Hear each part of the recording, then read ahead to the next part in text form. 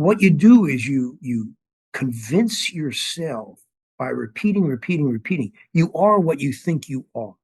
And I always told our players this: I want you looking in the mirror every night when you go to bed, and as you brush your teeth, I want you to brush your teeth and say to yourself in your mind, I see greatness. I see greatness. I see greatness. And we would have a mirror in our locker room, a big full-length mirror, and they'd have to walk by that mirror, stop before they went onto the court and say, I see greatness. Welcome to the Jamodi Podcast. We are all surrounded by amazing coaches and leaders. So let's get an inside look at not just what they do, but how they do what they do. After all, becoming the best versions of ourselves is Jamodi, just a matter of doing it. Today we're joined by the former head men's basketball coach at Davidson College, Bob McKILLOP. In 1989, Coach McKILLOP came to Davidson, and over 33 years he won 634 games. He's Davidson's all-time leader in wins, years coached, and games coached. Coach McKILLOP was named the Southern Conference Coach of the Year 8 times, won 13 conference division titles, 7 tournament championships, and took his team to 7 NCAA tournaments and 4 postseason NITs. In 2008, the Wildcats, led by Stephen Curry, entered the NCAA tournament as a 10 seed and took down 7 seed Gonzaga for their first NCAA tournament win since 1969. Then they won their second round game against 2 seed Georgetown to advance to the Sweet 16. Almost a week after beating Georgetown, Coach McKILLOP and Davidson stunned the world by upsetting number 3 seed Wisconsin. This win put Davidson in the Elite 8 for the first time since 1969. Coach McKILLOP was also named the NABC Coach of the Year in 2008. Before we hear from Coach, take a moment to subscribe to our podcast and follow us on social media at Jamodi Podcast. You know, this isn't the first time that you and I have been able to talk. And if I can go back about 20 years, I was a senior at Baylor, just found out that the coach that I played for 3 years and the staff wasn't coming back. And my dad had told me that our program might be completely terminated going into my senior year. I got on the phone with some people and called Logan. Like, there was no portal back then. I called Logan. I said, man, Logan, do you think I could come to Davidson? Do you think that that's a possibility? He's like, oh, I'll put you in touch with Coach. And you were so kind when we spoke. But I mean, I was a 6'3", average athleticism, averaged 4.5 points a game, played hard, but I only had 1 year. And I already kind of knew how that talk was going to go, but I just appreciated you even getting on the phone with me back then. Is that how you lost your hair? That's it. It was all gone after that year. We had 6 scholarship players. Coach Drew was 32 years old, but Coach, we played hard. First question I'd love to know is, after 50 years of coaching, with high school and college combined, what are some of those daily habits that have set you up for success? Well, you know, there are 3 things that I believe are the foundation for success in any walk of life: parent, spouse, CEO, educator, and coach, and that's trust, commitment, and care. It became the foundation upon which we built our program. Can you be trusted to do your best? Will you trust yourself? Do you trust your system? Do you trust the people that you work with? Are you committed to doing your best? And does that mean you have both feet in the door? And adversity strikes, do you run for the hills, or do you stay on the mission? And then care about each other. And I think the critical part of care is showing that you care. We can always say, we care about them, but do you show that you care in the way you act? So those 3 words became the foundation upon which we structured our program in 1992. And as a footnote, in 1988, Lou Holtz had his first team meeting for that season and asked his players those 3 questions. And he said, if we answer these 3 questions in the affirmative, we'll be champions. And I never heard Lou Holtz mention that again, other than in the book about the 1988 national championship team at Notre Dame. And I just picked up on that and adopted that and adapted that to fit Davidson and Davidson basketball. Man, I love those 3 things. And I think as coaches, So often we talk with our players about ways, or maybe we highlight ways that they don't show that they care. But in your opinion, what are some ways that players do show that they care? Oh, clearly by running to a teammate when the teammate gets knocked to the ground or takes a charge or makes a great play and gets fouled in the process, patting them on the back or giving them five when they go to the foul line, greeting them when they come off the court, and being a player that comes off the court and greets his teammates instead of maybe showing the fans, I'm not real happy about coming out. Simple things like that happen during the course of the game. But then, of course, it's a habit. So the way you clean up in front of your own locker in the locker room, the way you handle yourself on campus, the way you attend class, the way you listen in practice, the timing of when you get to practice, how do you leave your hotel room when we're on a road trip? What is your attitude about going out with the coaches for a meal? Do you say thank you? So there are so many ways that you can show that care in the 24-hour interaction. And when you do it, it becomes a habit. And when it becomes a habit, it becomes instinctive and not something that is either ingenuine and preconceived or something that you have to think about. It just happens. Yeah, and I would imagine a great way for us to help our players build those habits is catching them when they do those things correctly and highlighting them for that, instead of just, like I had said before, commenting on the lack of care. Man, let's celebrate and make a big deal and highlight, maybe when film or in team meetings, when we see this high level of care from our guys. There's a very unique bridge that you must take in order to make it seem genuine. You can't be overzealous with your comments and your applause and your pats on the back, because then it becomes too common, and it can't become too common. It's got to be a clear, instinctive process by the coach when a player does something. And it's interesting how you evolve and you learn from your previous years of experience. So I'll give you a classic example, and it's in reference to our two boys, Matt and Brendan, who both played for us. They wore Davidson on their heart. They were as tough as nails. They were great in the locker room. Their work ethic was insatiable. They were good players, almost 1,000-point scorers, both of them, starters, both of them. And I constantly told them how much I appreciated them and how much their value to the team was such a pivotal part of our program. But I never did that in front of the team. And therefore, because I never did it in front of the team, it maybe didn't carry as much weight. And why didn't I do it in front of the team?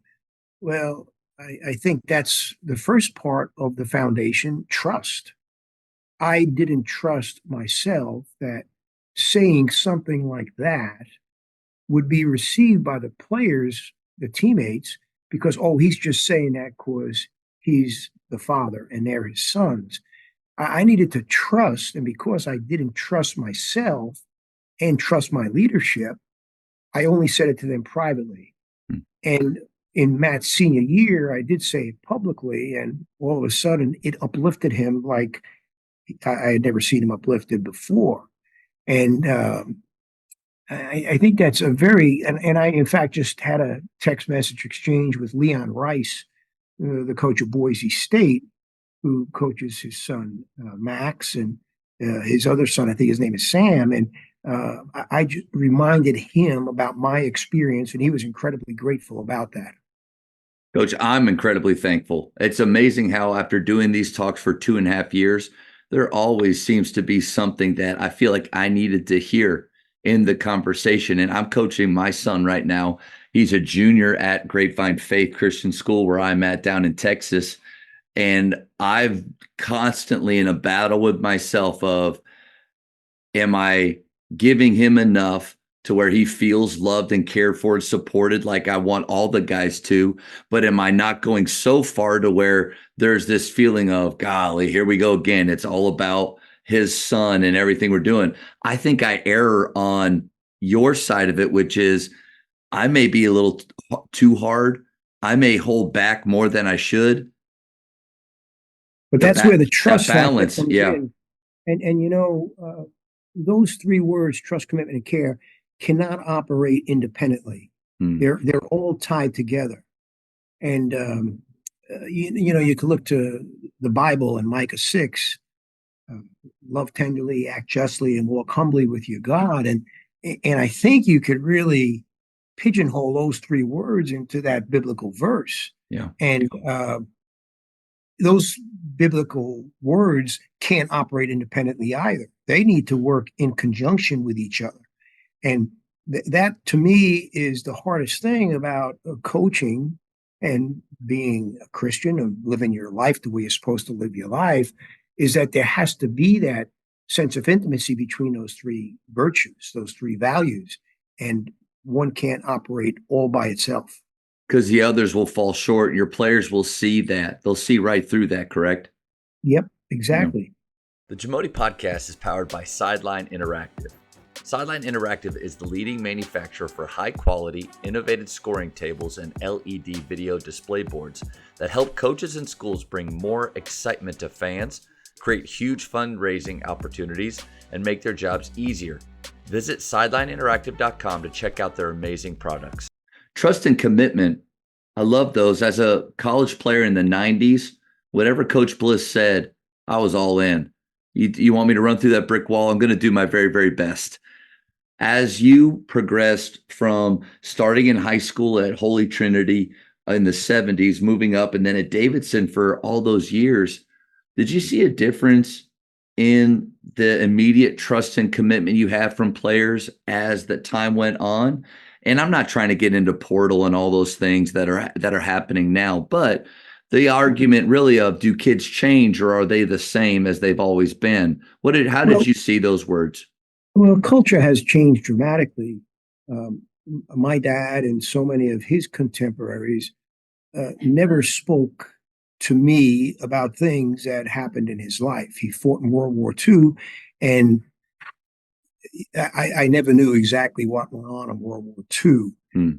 And I believe that was the culture of people who were born during the war, people who were born during the Depression. They did not articulate or communicate what their feelings were. It was almost considered to be weakness. Yeah. If you shared some intimacies that reveal what was on your heart. And as we moved through the 50s and the 60s and the 70s, it became much more of a process that evolved than ever before. And now today, I think that's even more paramount. Men telling men that they love them, women telling women that they love them in a way of care is not anything that is out of the ordinary today. There's a much more openness and a willingness to share that, to say that. And as a coach, I really believe that has followed that same pathway. Coaches in the 50s and the 60s, they would never tell their players they loved them. They would never say something that would be deemed soft. And you could see the technical side of it too, when a coach would not allow a player to get a drink of water because it would be considered weakness to drink water. You got to be tough. And I'm mea culpa, mea maxima culpa. I was guilty of that in my early years. You guys, we have no water breaks. We're tough. We don't need water. And I had to learn that process. And it was a very, very challenging roadway that I had to go down in order to learn that process. So the communication and the articulation factor of commitment and trust and even care is something that is part of a cultural evolution that maybe one of the good signs of our cultural revolution. Yeah. Yeah, well said. And I think as coaches, as we spend so much time on X's and O's and style of play, and we want to continue to evolve with changes in the game and changes in the rules, I think we also have to be conscious of changes in culture and best practices in teaching and communicating with our players. No doubt about that at all. Yeah. So you talked a little bit about the, I guess, standards and pillars of your program over those years, which were trust, commitment, and care.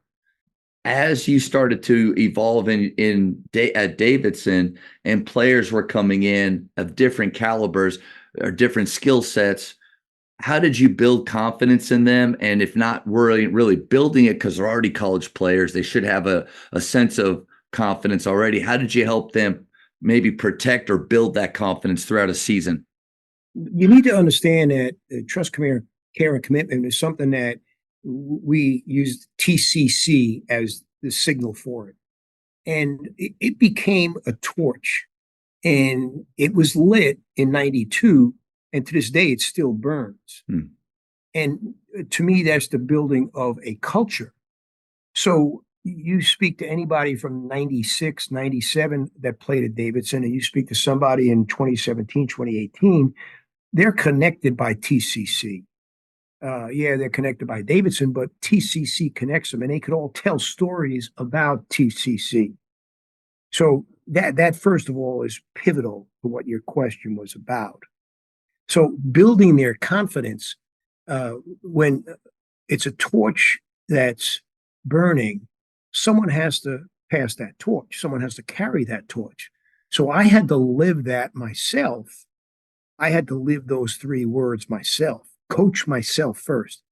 And that is maybe one of the greatest challenges of our culture today, is that there are so many platforms to express your opinions.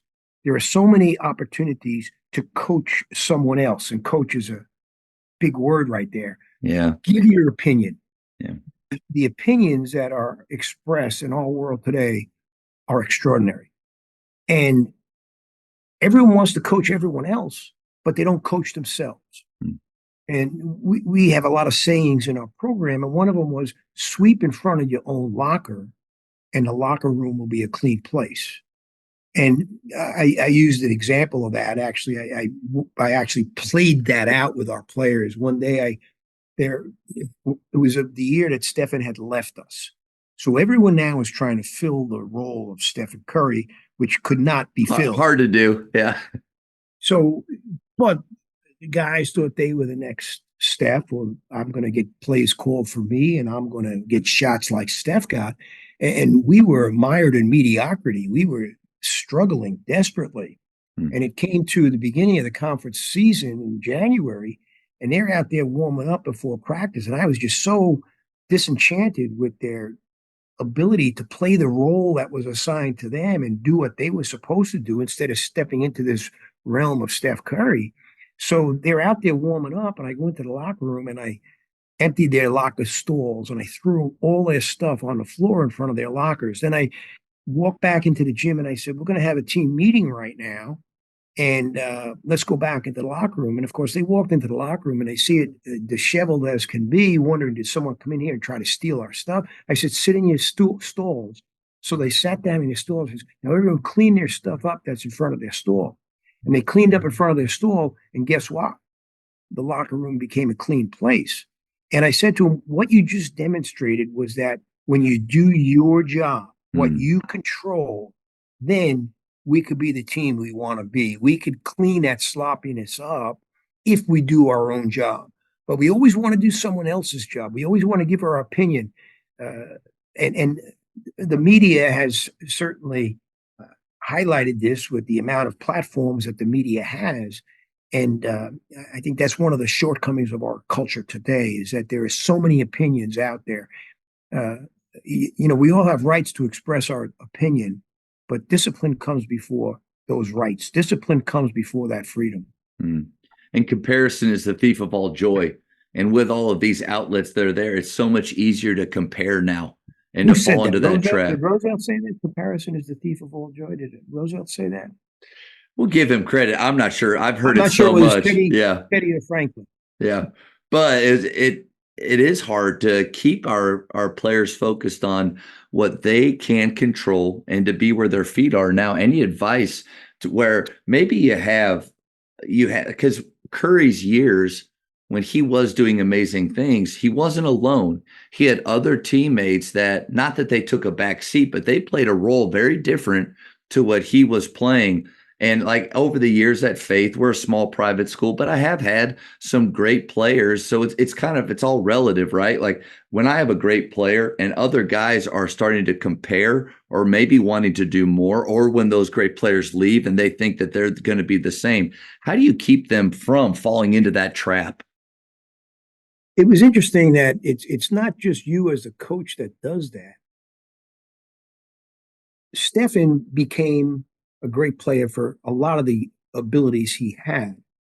And one of the abilities one of many abilities of his that people don't know about is the humility that he has. Hmm. And he had a tremendous balance between confidence and humility.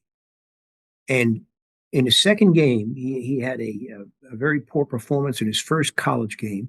In his second game, he dropped 32 on Michigan up in Ann Arbor. So he's his freshman getting 32 points, and the cameras and the microphones were in front of his face. And what does he say? The first words out of his mouth in the press conference is, well, I'd like to thank Thomas Sanda for setting tremendous screens and Jason Richards for delivering the ball on the money every time. And I made a lot of mistakes defensively, but Max Paulus Goslin was behind me, helped me out every time. So he clearly demonstrated to his teammates that he was dependent upon them. And in order to say something like that, you must have great confidence, but you also must have great humility. And there are people that try to demonstrate humility. And in the process of demonstrating that humility, what they do is they shortchange themselves. And it's almost like they try to be so humble about things that they don't take what is theirs. They've got to seize what is theirs. They have the degree of talent, a degree of virtue that needs to be put on the stage. And by talking about humility and suffocating that, you suffocate the gifts that you're able to share. The pivotal aspect of that is that your confidence is to make the team better, not to make myself better. And Stephen demonstrated that in the conversation with the media post-game Michigan when he had the 32 points.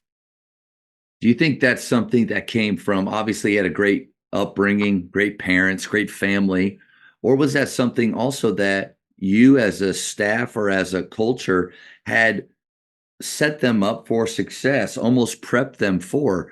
Because I'm just trying to think of, am I just going to leave it up to my 17 and 18-year-olds to step into that correctly? Or is there ways that we can, behind the scenes, almost prepare them, like for a job interview? Well, when you actually recruit somebody, you look for boxes to be checked. Steph checked every one of those boxes, as did the Kosmowski boys, Landry and Logan. They checked the boxes too. Why did they check the boxes? Were they smarter than any other 16, 17, 18-year-old? No, because they were brought up that way. They had probably the greatest gift of two terrific parents, Landry and Logan, plus Stephen. They had great parents who educated them, and it became instinctive and habitual for them to show that humility. And but it wasn't something that was electrified by their presence on the Davidson basketball program, but we recognized that, so we accentuated it as well, and we further fed that fire. Again, it goes back to that torch that's being lit. When that torch is lit, you got to keep it burning. So they came to us with a lit torch, and then what we did was just feed it more so that it burned brighter. There's this idea of making the big time where you are that I've really been focusing on this maybe the last 2 years. I've been at Faith for 11 years now and only 16 years into it. So not the 50 plus like you, but my high school coach was at the Colony High School for 17 years, Tommy Thomas. So I've been in my mind thinking of how cool would it be? How special would it be to be at one place for a long time? If God wants me here, I'll be faithful. As somebody that's been at one place for 33 years, how did you make the big time where you were? And I would imagine that torch, that TCC culture was a big part of it. But I mean, maybe just I'm asking for myself some encouragement in being faithful in one place for so long. How'd you do that? First, you begin with a dream. What is your dream? And we're never too old to dream or too young to dream. The dreams exist because we live in a world of dreams. Imagination is greater than knowledge. And when you have an imagination, when you have a dream, it's constantly in front of you. And I had a dream. Fortunately, the dream had a reason to exist because Davidson in the 1960s under Lefty Driesell was one of the great college programs in the history of the game. They were in the top 10 four times. Number one preseason ranked in 64, number four preseason ranked in 68. This was a program that had achieved incredible dreams. And then it slipped into very, very poor level, but the tone had been set. The dream had already existed. So it was a necessity for me to walk onto that canvas and just paint it a little brighter. So I dreamed about being back on the cover of Sports Illustrated, which we were in the 1960s, and we never got back there. But in those two Sports Illustrated preseason issues, we were top 10 in the country. We got to number 9 in the country. And that doesn't happen unless that imagination is allowed to run wild. So I created a dream for myself as the head of the program, but I also crafted that dream and put that canvas in front of our guys. And I never spoke so much about how many wins we were supposed to get or getting to the Final Four. I spoke about the beautiful game. We wanted to achieve the beautiful game, which I stole from the Brazilian soccer team, in which the way we played it was beautiful and the way we efficiently exhibited it was beautiful. And it became the benchmark for judgment whether we were a success or a failure. So with that being said, I felt that to go elsewhere, why? If you create the dream here at Davidson, why not take it to its fulfillment? And at Davidson, there are a lot of landmines. There's a lot of crabgrass. But I knew where the landmines were. I knew how to avoid them. I knew where the crabgrass was. I knew how to cultivate it. I go to somewhere else in the SEC, the ACC, the Big 12, the Pac-12. All of a sudden, boy, I don't know how to deal with these landmines. I don't know how to get rid of this crabgrass because it's everywhere. I don't care what institution you go to, there's going to be issues. And I found that staying here gave me greater control of that imagination and that dream. It also was the result of me coming here in the first place, to come to Davidson College, to be a Division I head coach coming from high school. And not many people made that leap.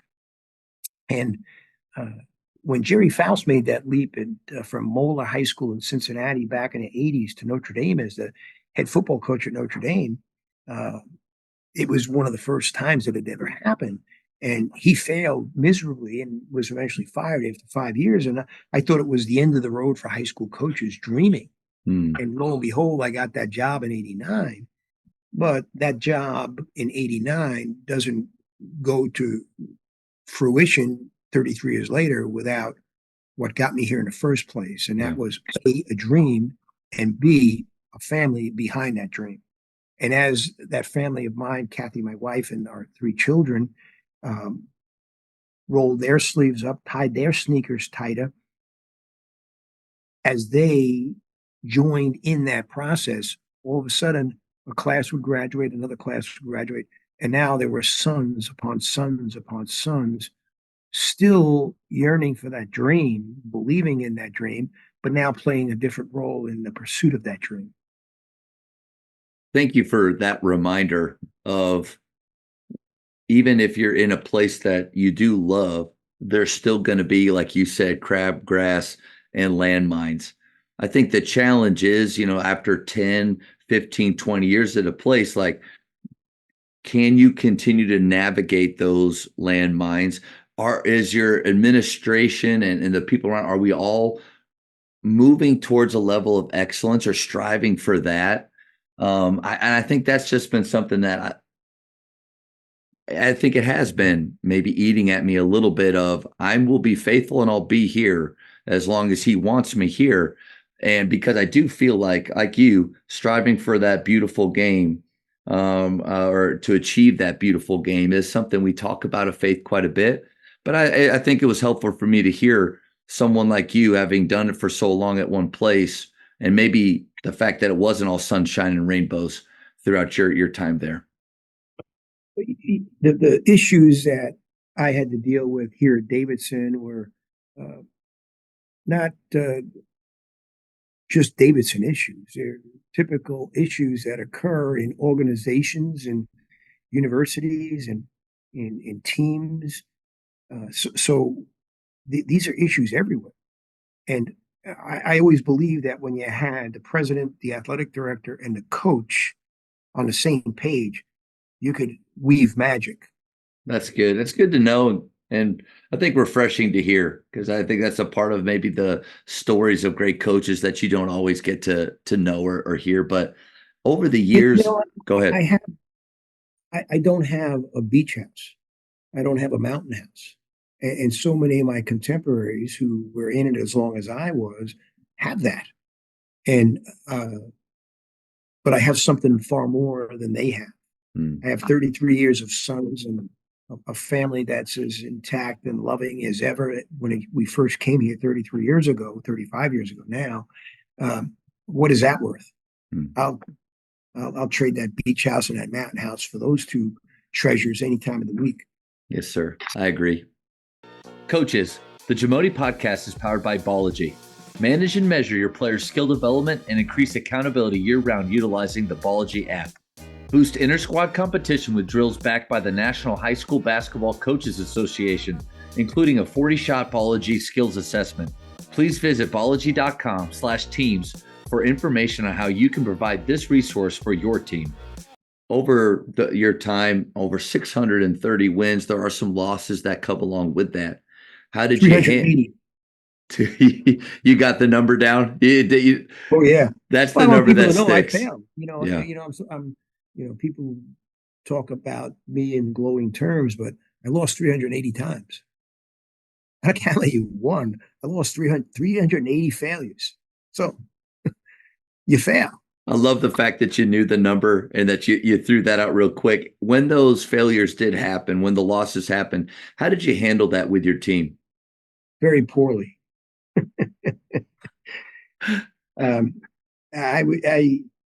Sometimes I would think I was on a suicide watch.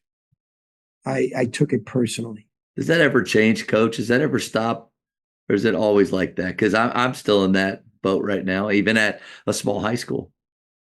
There's a great line from the movie Schindler's List. Have you ever seen the movie Schindler's List? I actually have not seen it, but okay, it's a Spielberg movie. It's about the Holocaust. How appropriate we speak about this now, and it's Poland and Krakow and Auschwitz, and Oskar Schindler was a munitions manufacturer, and then he became he manufactured pots and pans, but he made a killing on selling stuff to the Nazis and with slave labor, with Jewish labor. But he understood that he could free Jewish people. And at the end of the movie, he had spent so much of his money to free so many Jewish prisoners that he openly cried about he could have done more. He could have done more. He could have given up his apartment, or he could have given up his car or his wardrobe, whatever, and he could have saved 5, 10, 15, 20, 100 more lives. I think that's the way we are as coaches. We leave a game, and at least I was. I always felt I could have done more. I analyze in great detail exactly what happened during the game. And we do things at such a fast pace because it's not a stop and go where you huddle every possession. Right. And the ebb and flow of the game sometimes invites you into frenetic decisions that sometimes aren't always the right decisions.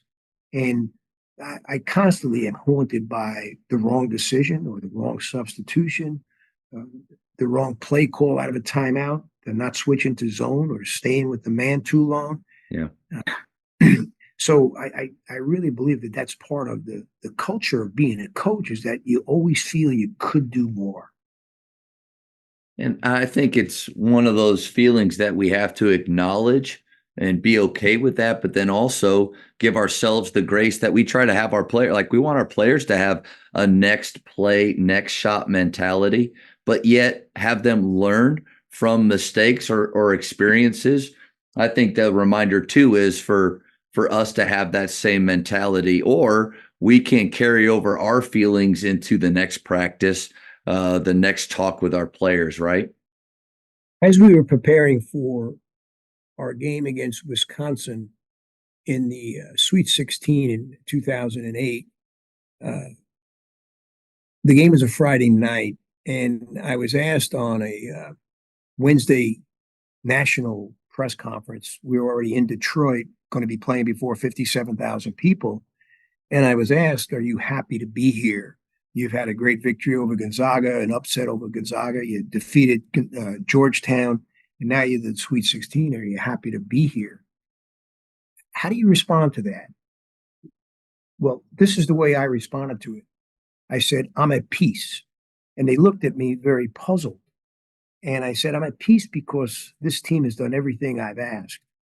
And they're right now preparing as if it's the first game of the season, trying to do everything they possibly can. They're not worried about who our opponent is, who the matchups are, what the betting line is. They're just working as hard as they can be to be as good as they can be. And I'm at peace with that because they have demonstrated that to me throughout the course of the season. Well, our players saw that press conference. And it was not intentional upon my part to say You weren't that. really sending them a message through it, right? I really wasn't. Nor was I sending a message when during the game, maybe 8 minutes into the game, so it's a nip and tuck game, 57,000 people, national TV, Sweet 16, the ball comes bouncing over to me on the sideline. What do you do as a coach when the ball comes bouncing to you out of bounds? I grab it and toss it to the ref, right? Okay, I grabbed it, and you know what I did? I did a between the leg dribble, behind the back dribble, between the leg, behind the back, and then I flipped it to the ref. And I was just so at peace. And I was doing something that I instinctively did when I was at a playground, when I was at the schoolyard, when I was at the park. You know, that's what we do. You know, we're at a place where we're at peace, and boy, we dribble between our legs, then we throw it back. How many times did you do that when you were a young kid, when you were a player and you were at the park, playground, a schoolyard, pickup game? And that's what I did. And again, it was not intentional to put them at ease, but I think it was a clear validation of me feeling at peace because they put me at peace. Yeah. That was on national TV. Coach, one, I love the fact that you showed off your skill like that. And I guess I answered I didn't worry about hitting my leg or bouncing. That's right, Coach. It was you really had trust in your handle, because on that, like, I did it at a small gym in Plano where there's 50 people watching. I threw a behind the back pass to the ref like a bullet behind the back. But to me, like, my thought was, when I did that, I was just purely in the moment, not worried about anything else happening, and I love that word, being at peace, but being present. But you're right. If we do choose to do those things, it's really nice when they pay off and they go through, because the off the leg across the gym, that's on ESPN for a different reason. You talk so much about the family that you created with your players and their families, but then you mentioned yours as well, having your sons play. How did you balance that family life with coaching life? It was a lot easier with the boys because they spent so much time with Yeah. me.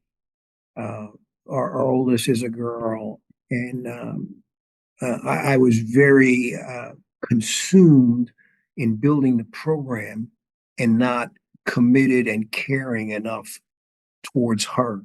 So I missed constant experiences that I was not able to share with her because I was so consumed, so driven by the disease of me. Huh. And it's one of the greatest regrets I have is that I think the two greatest gifts we have are time and love.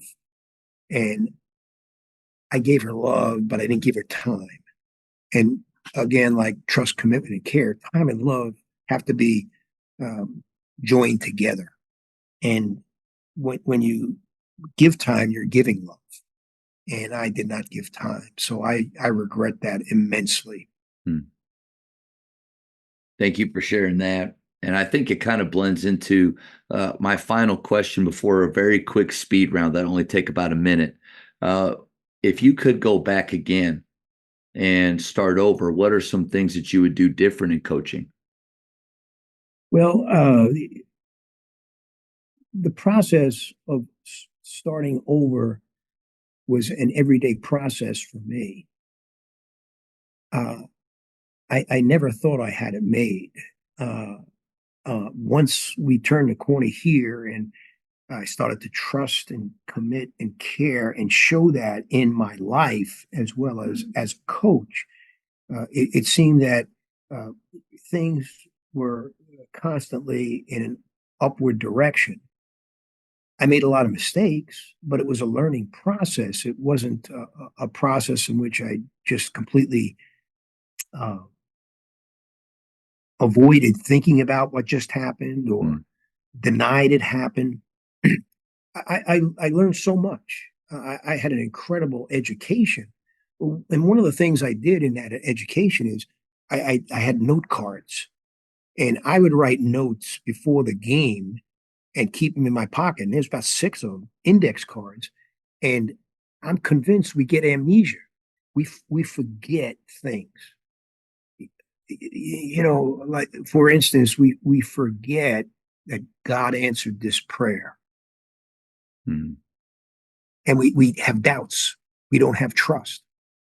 But geez, he answered all of these. What the heck's wrong with you? So I need to be reminded about that.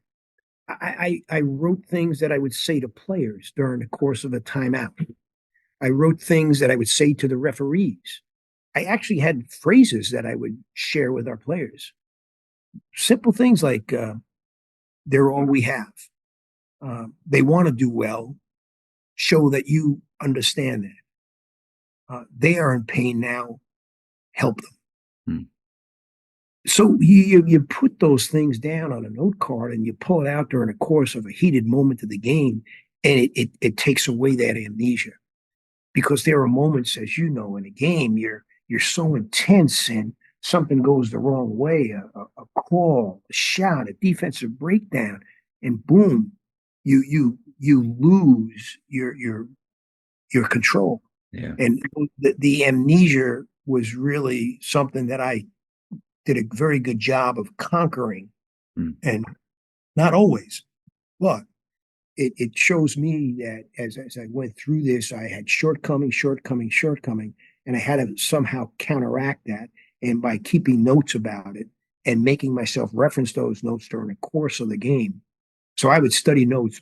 I'm in the locker room, you know, those last 10 minutes before you go out to the court, you know how nervous you are and how anxious you are.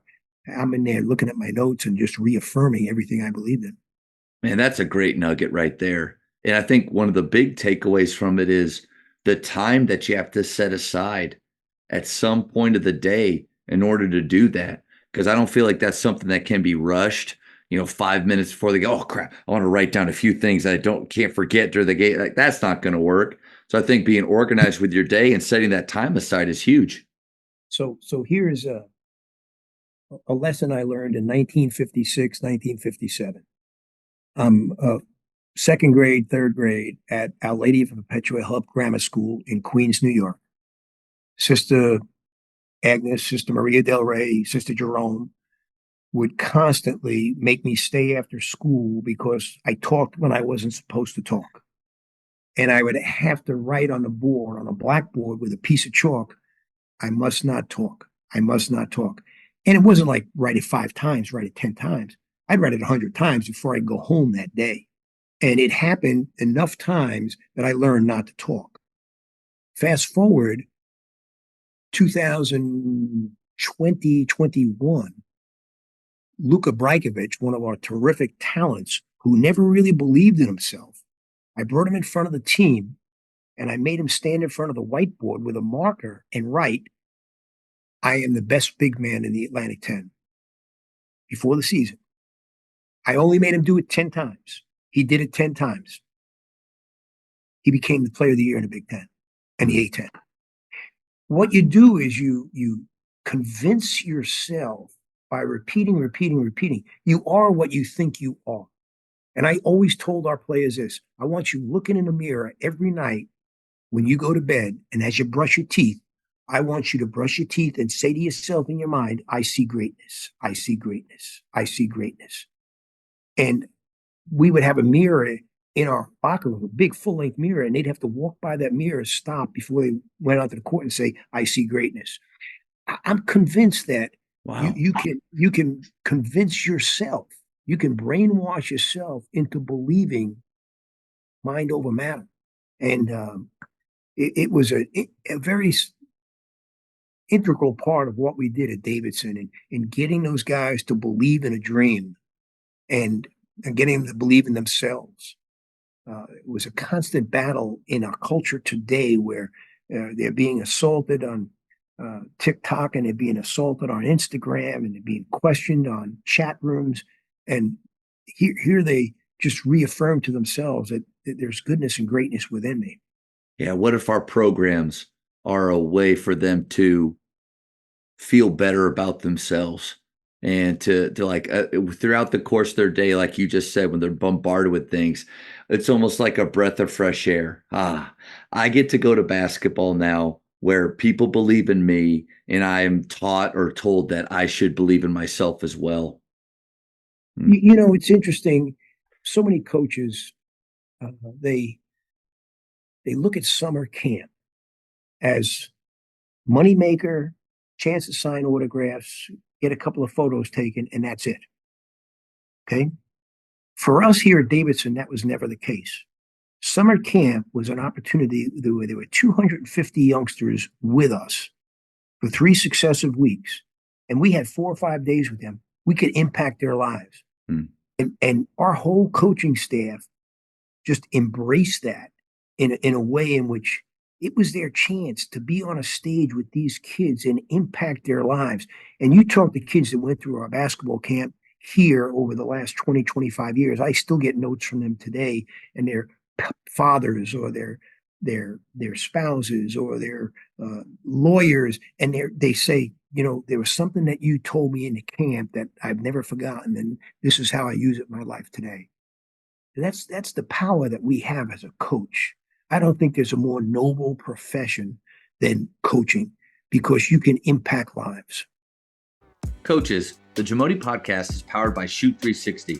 The future of basketball has arrived in Dallas-Fort Worth. Shoot 360 combines the latest sports technology with the fundamentals of basketball skill development. The result is a one-of-a-kind video game-like basketball program designed to improve your shooting, dribbling, and passing.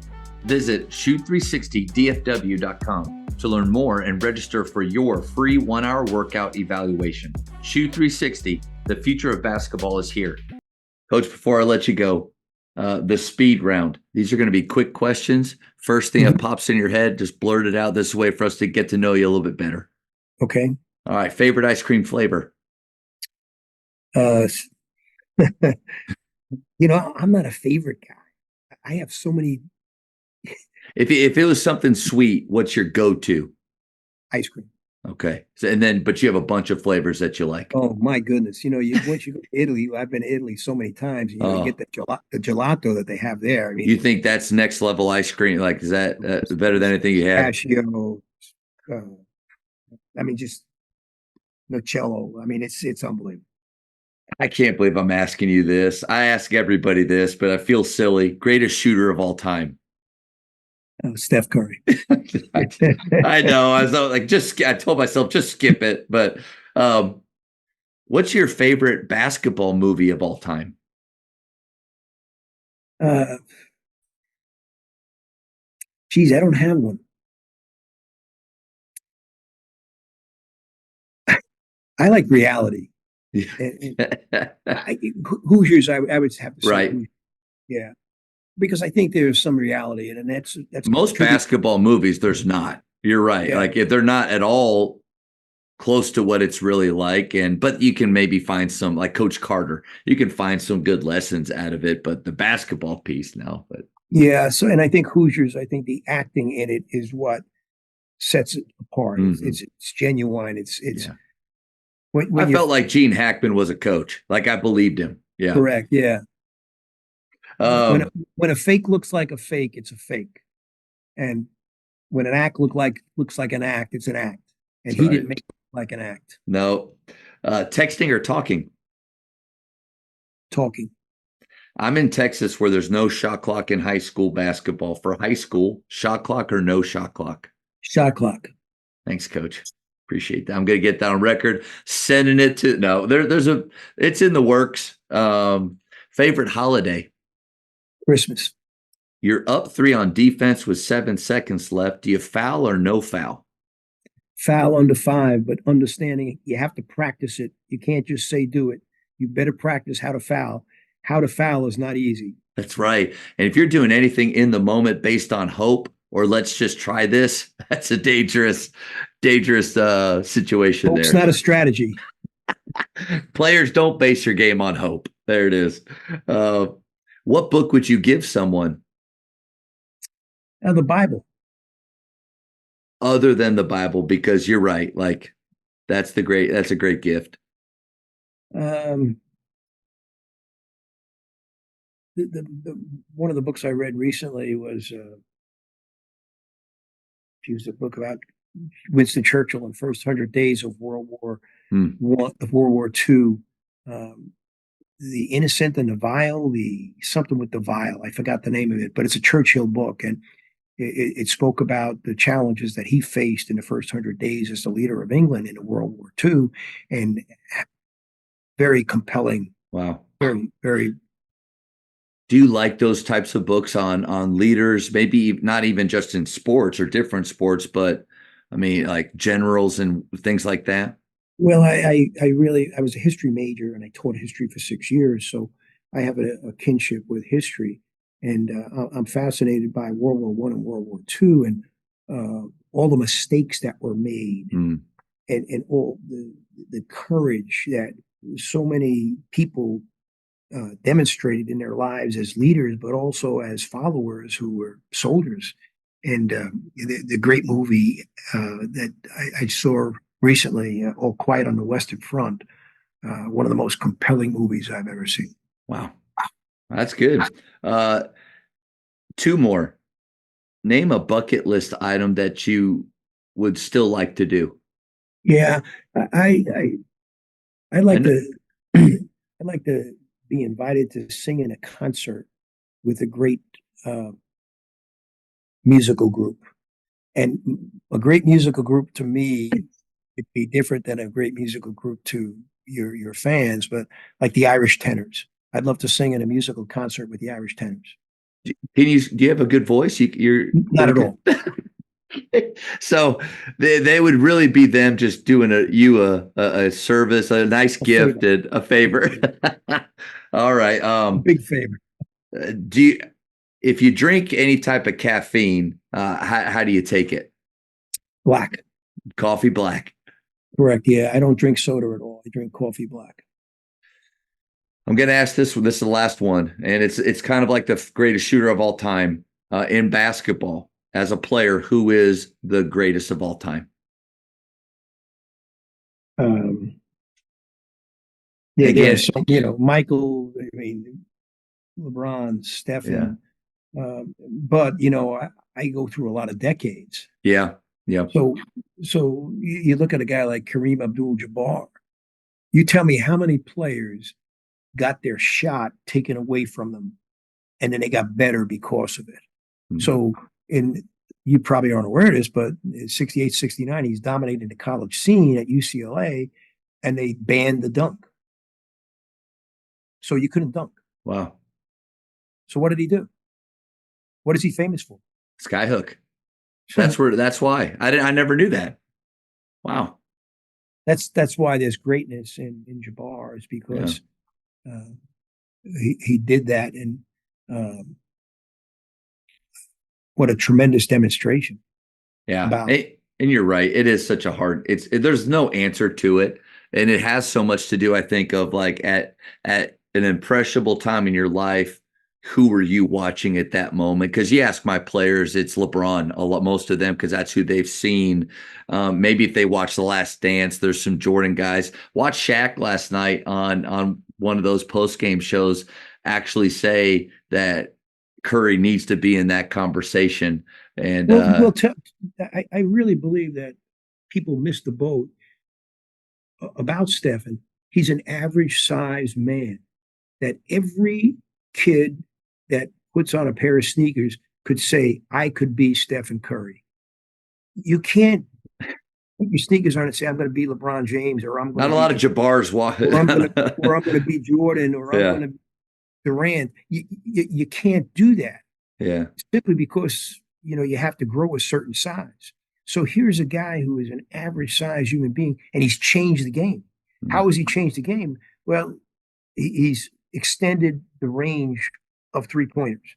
But in the process of extending that range and becoming the greatest all-time 3-point shooter, he's also shooting 93% from the line. He shoots 70% layups, sets more screens than anybody that scores the points he does. His activity. I mean, just the amount of steps he gives on a court. So yeah. I really believe that needs to be factored in as you talk about greatness. Coach, I'd feel horrible if I didn't ask for just one more question based on what you just said. Thanks. Before, Stephen, your style of play, was the 3-point line utilized in a big part of your scheme? Yes, it was. Okay. It sure was. And I had the great fortune of growing up in the playgrounds and the schoolyards and the parks of New York. And, you had to learn how to play the game because there was winners. There was someone taking winners. And it wasn't full court games because you had to use space. And so you could play on one court 3-on-3 in the half court, and the other court 3-on-3. So you got 12 guys playing, and you needed to stay on the court. So the stay on mentality, you had to find whatever way to win the game. And then I learned all about movement without the ball. And you had to have movement without the ball because the wind is blowing. There's no nets on the baskets. The backboards are usually steel. The rims are really hard. And it was difficult to make jump shots. So you had to get layups by cutting, by moving, by passing. That taught me about movement to the ball. And then I get to Europe when I started doing clinics in Europe in 1981. And I mean, I did quite a few of them every year. And the European coaches taught me so much about spacing. And the reason they were so good about spacing was because what was the prime game in Europe? Soccer.